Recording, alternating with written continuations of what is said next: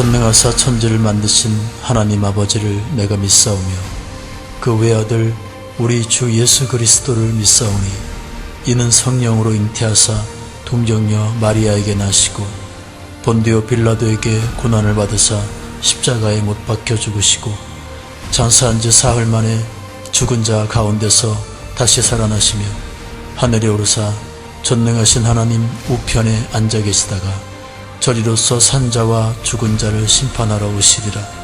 성령을 믿사오며 거룩한 공회와 성도가 서로 교통하는 것과 죄를 사하여 주시는 것과 몸이 다시 사는 것과 영원히 사는 것을 믿사옵나이다. 아멘.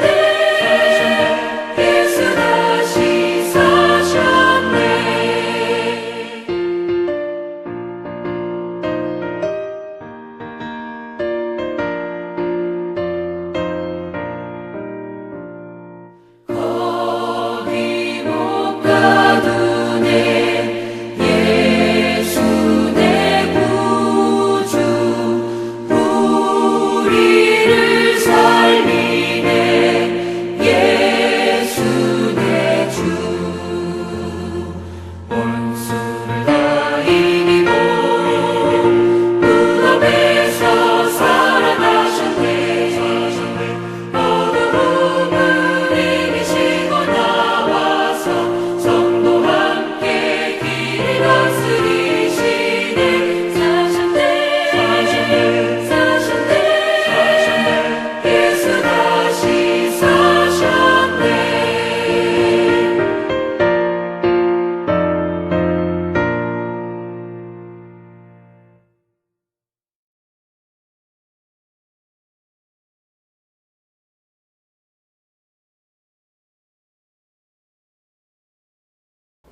할렐루야. 2025년 부활주의를 맞이했습니다. 그가 죽음에서 부활하셨다. 이런 제목의 말씀으로 준비한 말씀 함께 나눌 때에 은혜의 시간 될 줄 믿습니다. 해 아래 모든 사람은 생명의 끝이 있는 시한부를 살고 있습니다. 모든 사람이 다 죽게끔 되어 있습니다. 그래서 죽음으로 인한 이별은 인간의 한계와 마주하게 합니다. 특히 사랑하는 가족이나 늘 가까이서 진솔하게 교제하던 사람과의 죽음으로 인한 이별은 극복할 수 없는 아픔과 슬픔을 안겨다 주기도 합니다. 사별의 고통은 심장이 멈출 듯한 아픔과 창자가 끊어질 듯한 아픔과 슬픔을 안겨다 주기도 합니다. 그럼에도 불구하고 우리가 절망하지 않은 이유가 무엇이겠습니까?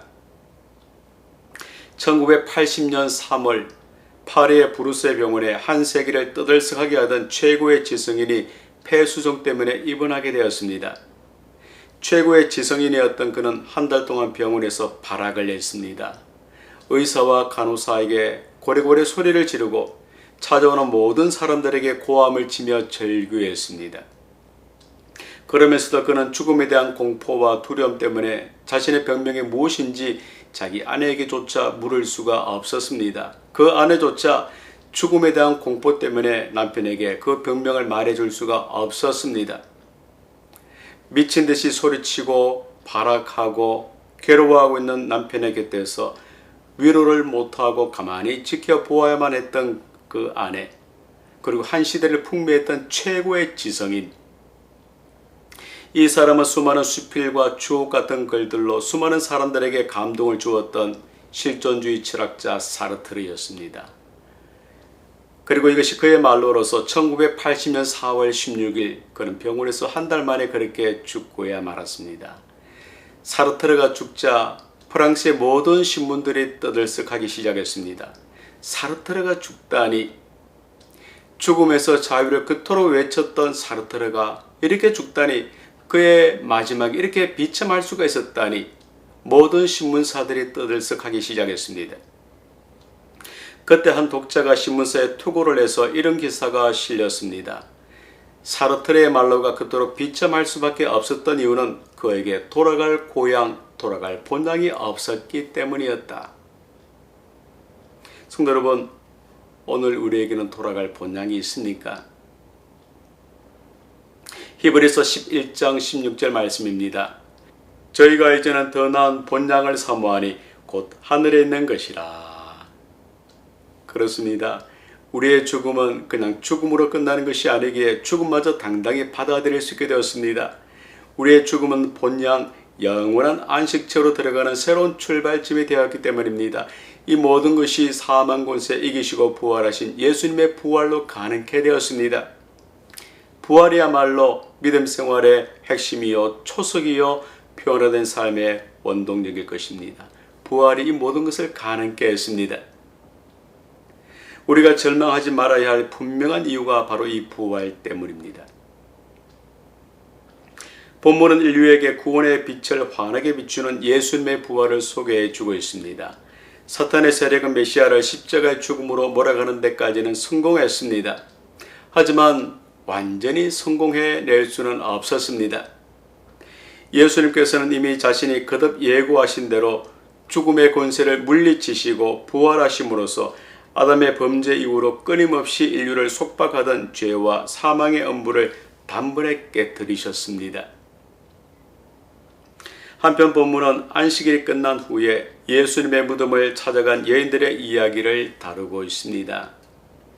아마 그들은 부활에 관한 예수님의 예고를 들었음에도 불구하고 이것을 믿지 못한 채 엄청난 슬픔과 시리에 빠져 있었던 것 같습니다. 1절로 2절 말씀을 보시겠습니다.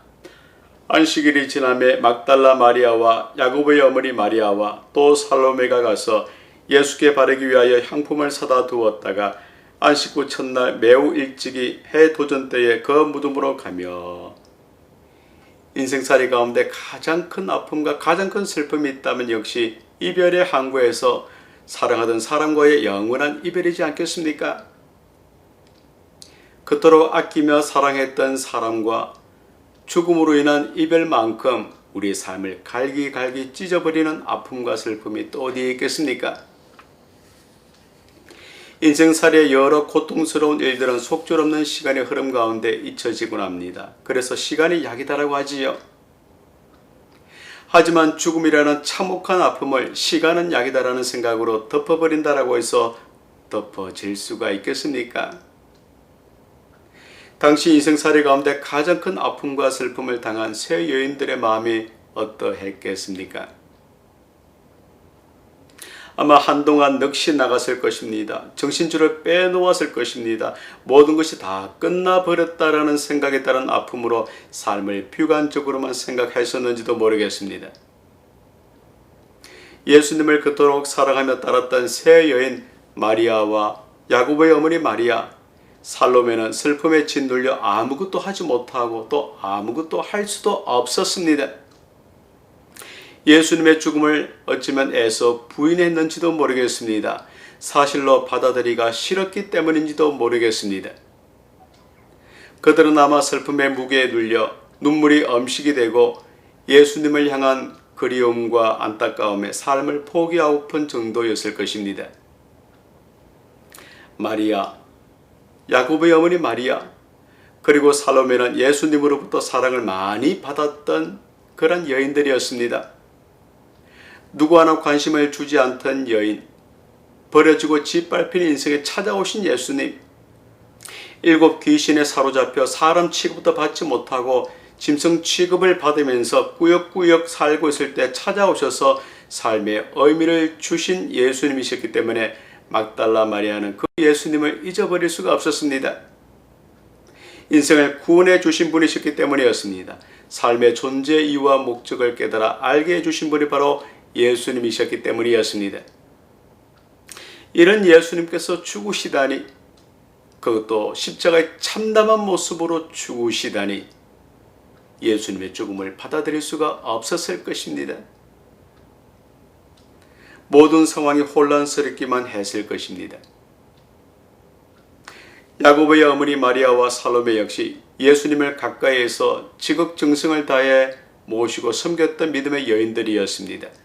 주님을 사랑했기 때문에 그들의 아픔이 더 컸을 것입니다. 주님께서 인생의 참된 의미가 되심을 믿고 섬겼기 때문에 그들의 슬픔은 더 애달팠을 것입니다. 밤잠을 설쳤을 것입니다. 그들의 인생의 손과 발이 다 떨어져 나가는 듯한 그런 아픔과 슬픔이었을 것입니다. 오장육부가 마구잡이 뒤틀리는 그러한 아픔을 겪었을 것입니다. 야고보서 1장 15절 말씀입니다. 욕심이 잉태한 적 죄를 낳고 죄가 장성한 적 사망을 낳느니라. 이 모든 것이 사망에서 우리를 건지시기 위한 예수님의 사랑 대속의 은혜 때문이었습니다. 이 일을 위해 예수님은 그렇게 죽으셔야만 하셨던 분이셨습니다. 성도 여러분, 지금 나에게는 어떠한 아픔과 슬픔이 내 삶을 짓누르고 있습니까? 내 모든 삶을 송두리째 부정하게 하는 어떠한 일이 내 삶을 짓누르고 있다는 말입니까? 무엇이 나로 하여금 인생의 오장육부가 뒤틀리는 그러한 삶을 살게 한다는 말입니까? 무엇이 나로 하여금 삶을 비관하며 오늘을 살게 하고 있다는 말입니까? 예수님을 사랑했던 새 여인들처럼 길이 막히고 꿈이 사라지고 삶이 우리를 지치게 할 때 우리는 삶을 비관하게 됩니다. 그리고 절망하지요. 특히 그토록 아끼며 사랑하던 사람과의 죽음에 따른 이별은 삶을 병들게 하기에 충분하다 하겠습니다. 하지만 그때 주님은 말씀하십니다. 얘야, 내가 살아있는 것을 너가 확신하느냐? 그렇다면 절망하지 말거라. 그렇습니다. 절망의 때야말로 여인들처럼 우리가 예수님을 찾아야 할 때인 줄 분명히 믿습니다. 죽음으로 떠나가신 예수님의 빈자리 때문에 소가리를 하던 여인들은 그 아픔과 슬픔을 오히려 예수님을 통해 해결받고자 예수님께서 누우셨던 무덤을 찾아가게 되었습니다. 1절 후반절에서 2절까지 말씀입니다. 예수께 바르기 위하여 향품을 사다 두었다가 안식 후 첫날 매우 일찍이 해 돋을 때에 그 무덤으로 가며, 여인들은 안식 후 첫날 아침에 매우 일찍이 무덤을 찾아갔습니다. 부활의 아침은 가스말이 소가리를 하던 그 여인들에게 그렇게 찾아오고 있었던 것입니다. 하지만 그들에겐 또 다른 어려움이 몰려오고 있었습니다. 예수님의 시신에 향품을 바르기 위해서는 무덤 안으로 들어가야만 했었는데 무덤 안으로 들어갈 시간이 그들에겐 없었기 때문이었습니다.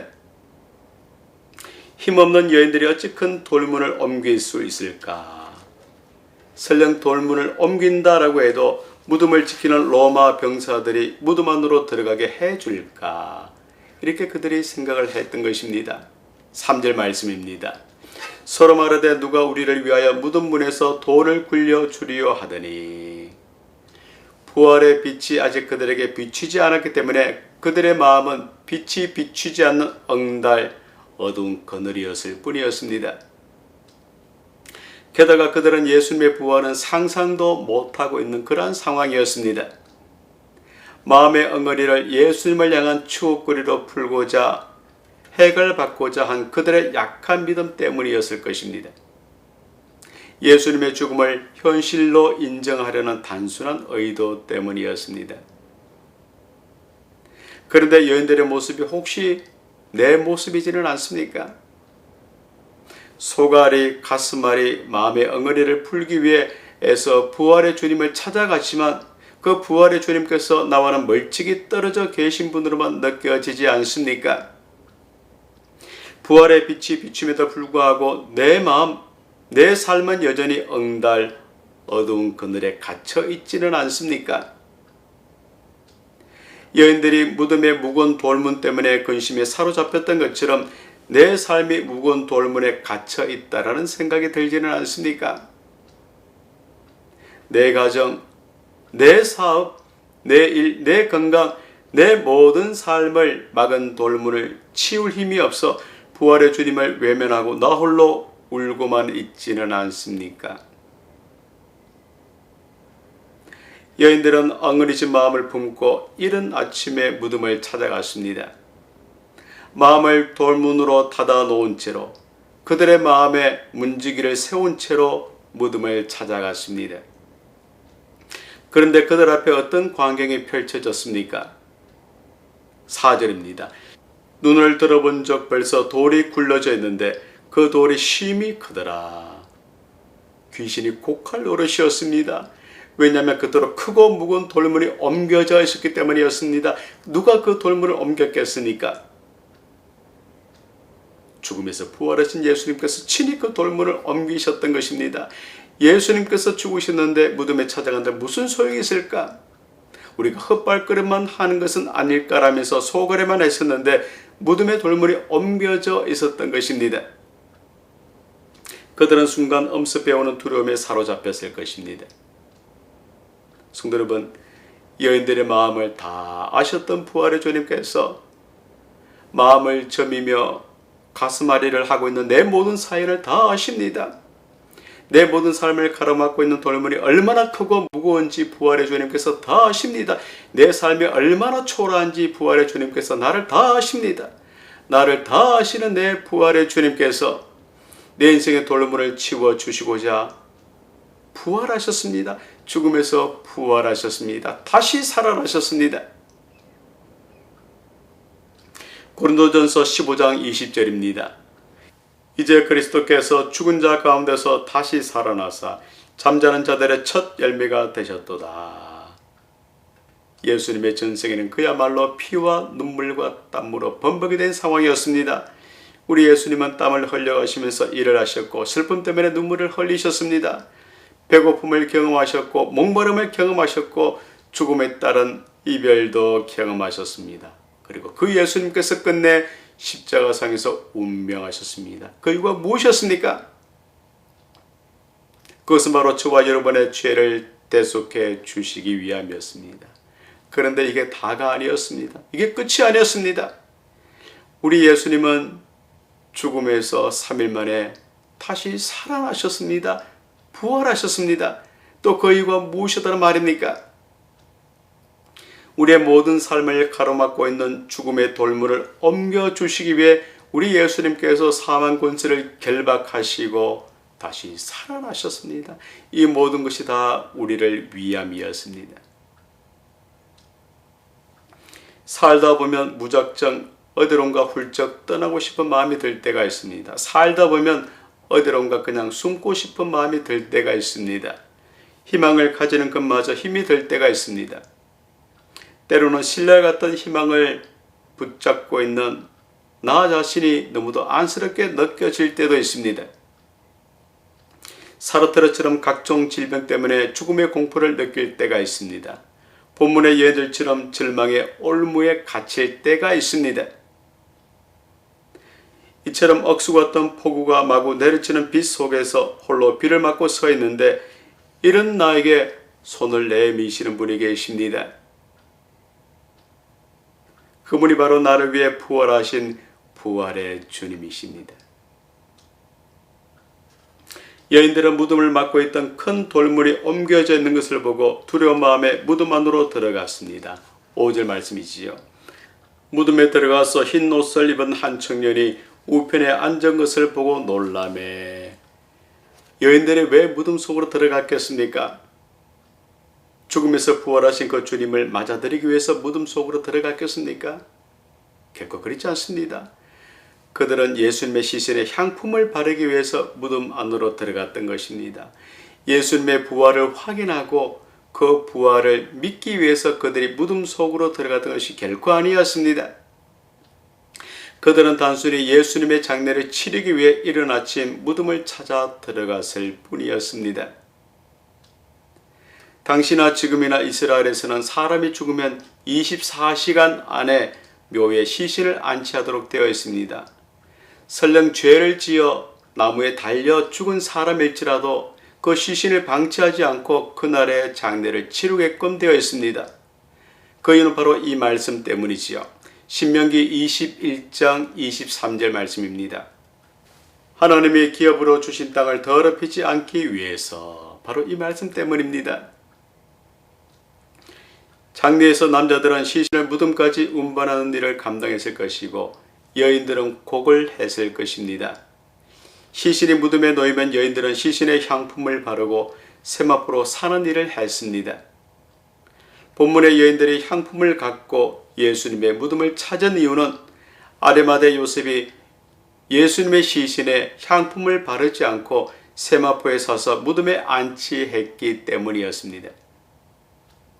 그렇습니다. 여인들이 예수님의 시신이 안치된 무덤을 찾아갔던 이유는 그 시신에 향품을 바르기 위해서였습니다. 그때나 지금이나 시신에 향품을 바르는 이유는 부패 방지 때문이 아니라 썩는 냄새, 시신이 썩어가는 냄새를 중화시키기 위해서입니다. 그런데 본문 어디를 보아도 이 여인들이 예수님의 부활을 기대했다, 예수님의 부활을 소망했다, 믿었다라는 언급이 아예 없습니다. 6절에서 청년이 이르되 놀라지 말라. 여기 청년은 천사를 뜻하는 단어입니다. 빈 무덤을 본 여인들은 단지 놀랄 뿐 여전히 예수님의 부활을 믿지를 못했습니다. 그들에게 죽은 자가 다시 살아나는 일은 있을 수 없는 일이었기 때문이었습니다. 그들의 제한되고 미성숙한 믿음이 예수님의 부활을 꿈도 꾸지 못하게 했던 것입니다. 성도 여러분, 예수님은 죽음의 권세를 결박하시고 3일 만에 다시 살아나셔서 잠자는 자들의 첫 열매가 되셨습니다. 우리 예수님께서는 예언하신 대로 죽음에서 살아나셨습니다. 내가 믿는다고 해서 예수님께서 살아나셨고 부활하셨고 여인들처럼 내가 믿지 않는다라고 해서 예수님께서 부활하시지 않으신 것이 결코 아닙니다. 내 영혼 구원을 위해서는 예수님께서 반드시 죽음에서 부활을 하셔야만 하셨습니다. 고린도전서 15장 19절 말씀입니다. 만일 그리스도 안에서 우리가 바라는 것이 다만 이 세상의 삶뿐이면 모든 사람 가운데 우리가 더욱 불쌍한 자이리라. 누구나 끝이 있는 유한한 인생, 시한부의 인생이라면 굳이 정성을 다해 살 이유가 무엇이겠습니까? 미국의 노 부부가 성지순례로 그들의 고향이었던 이스라엘을 방문하게 되었습니다. 하지만 안타깝게도 이스라엘에 도착하자마자 그 아내가 심장마비로 죽고야 말았습니다. 남편은 장의사를 찾아가서 시신 처리와 또 장례 절차를 논의했습니다. 장의사는 두 가지 방법을 제시했습니다. 하나는 하나님께서 주신 약속의 땅에 묻히게 된다면 하나님의 축복도 받고 비용도 500불밖에 들지 않는다라는 것이었습니다. 두 번째 방식은 시신을 방부 처리해서 미국으로 공수해서 미국에서 시신을 안치하는 그런 방식이었습니다. 남편은 비싸더라도 미국으로 시신을 옮겨 묘지에 묻기로 바로 결심을 했습니다.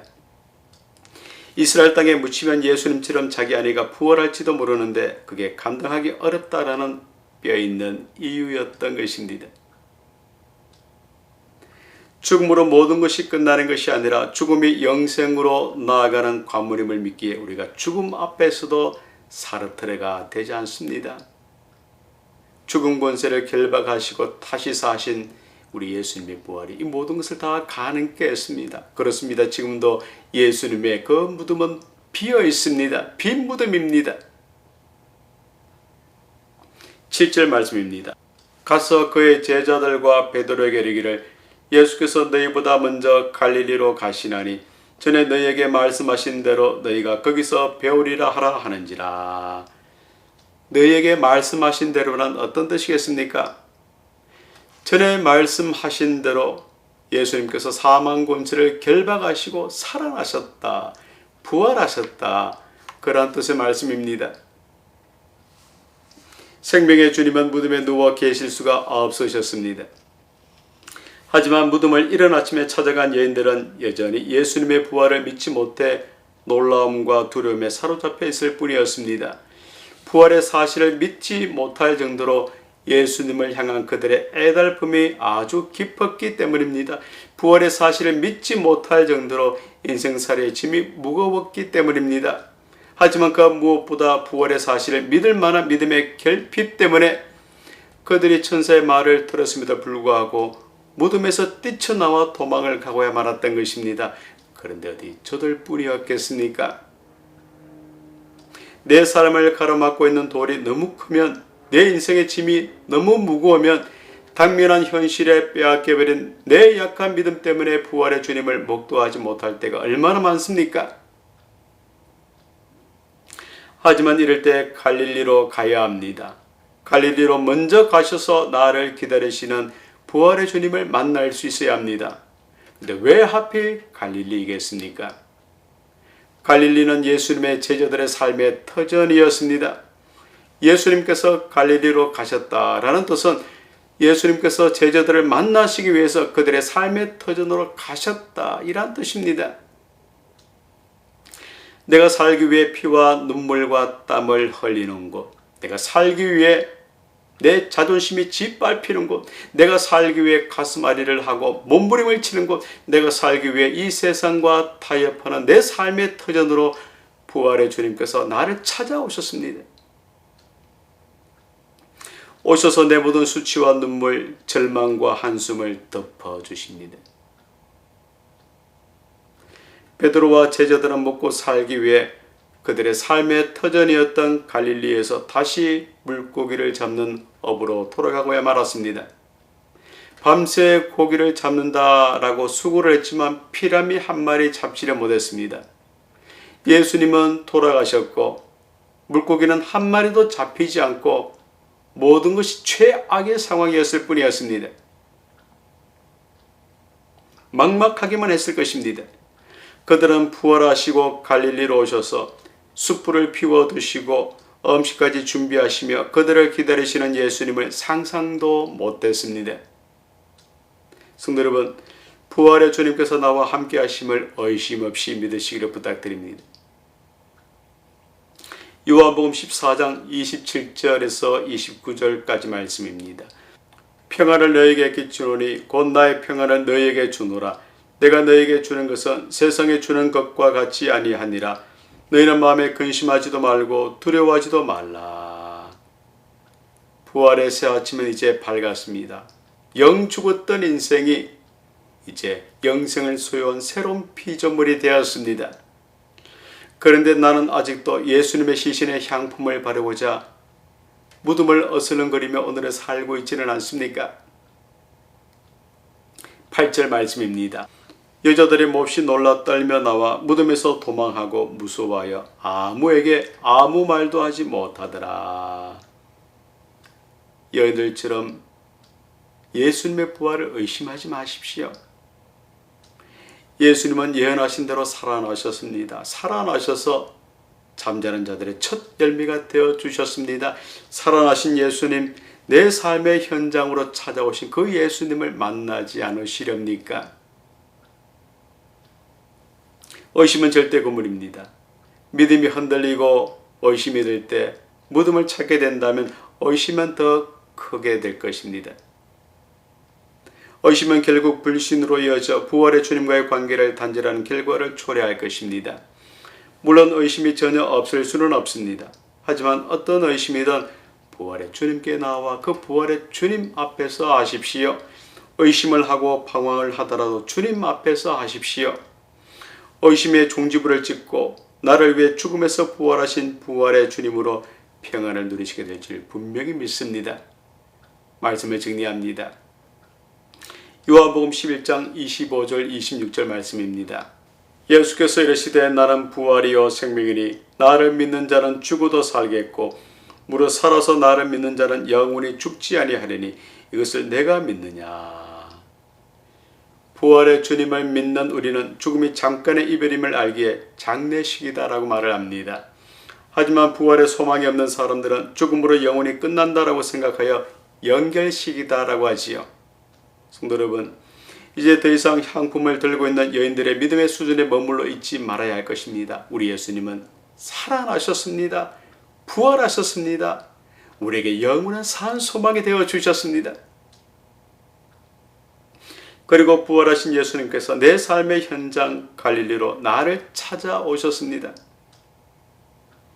주께서 나와 함께 순례의 여정을 걸어가시며 주 안에서 평안을 누리기를 간절히 기대하십니다. 이제 부활의 주님만 바라고 의지하심으로 이 땅에서 천국을 경험하시고 누리시며 살아가시는 모든 성도들이 다 되시기를 죽음에서 부활하신 우리 주 예수 그리스도의 이름으로 간절히 축원드립니다.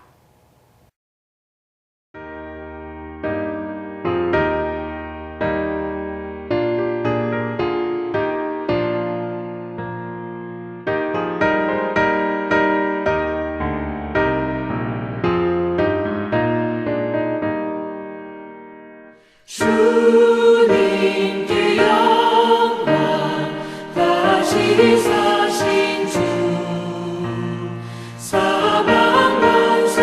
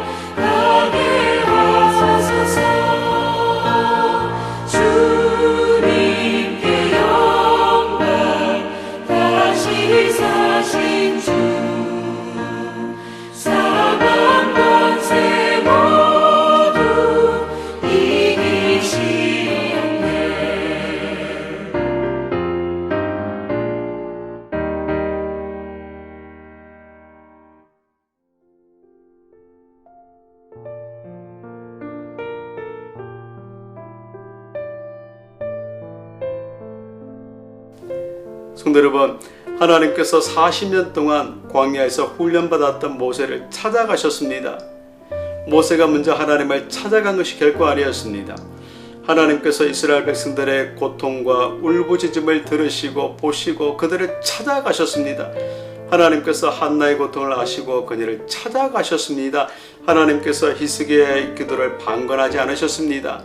에스더의 고난을 방치하지도 않으셨습니다. 사망의 권세를 결박하시고 부활하신 예수님께서 오늘 나를 찾아오셨습니다. 나와 함께 고통의 긴 터널을 통과하시기를 기대하십니다. 나로 통해 백합화 같은 보혈의 향기를 발산하기를 간절히 소망하십니다. 이제 부활의 주님만 바라심으로 예수로 충만한 삶을 살아가시는 우리 모두의 삶이 되어야 할 줄 믿습니다. 지금은 우리 주 예수 그리스도의 은혜와 성부 하나님의 극진하신 사랑과 성령 하나님의 감동, 감화, 고통, 충만하심이 사망 권세 결박하시고 죽음에서 부활하신 예수로 이제 저 천국에 소망 두고 승리의 삶, 복된 삶을 살기로 다짐하고 결단하는 모든 믿음의 백성들과 그 가정과 일터 위에 지금으로부터 영원토록 함께 있을지어다.